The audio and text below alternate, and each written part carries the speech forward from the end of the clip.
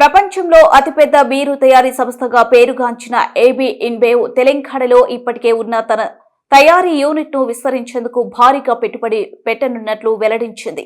ఈ కంపెనీ ప్రపంచ వ్యాప్తంగా 50కు పైగా దేశాల్లో సంస్థ కార్యకలాపాలు నిర్వహిస్తుంది. ప్రపంచ ఆర్థిక వేదిక సదస్సులో భాగంగా దావోస్ లో ముఖ్యమంత్రి రేవంత్ రెడ్డి నేతృత్వంలోనే తెలంగాణ రైజింగ్ ప్రతినిధి బృందం AB InBev chief legal and corporate affairs officer John Blood తో సమావేశమయ్యారు.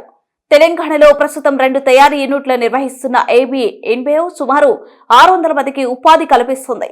రాష్ట్రానికి కొత్త పెట్టుబడి లభించినందుకు ముఖ్యమంత్రి రేవంత్ రెడ్డి సంతోషం వ్యక్తం చేశారు.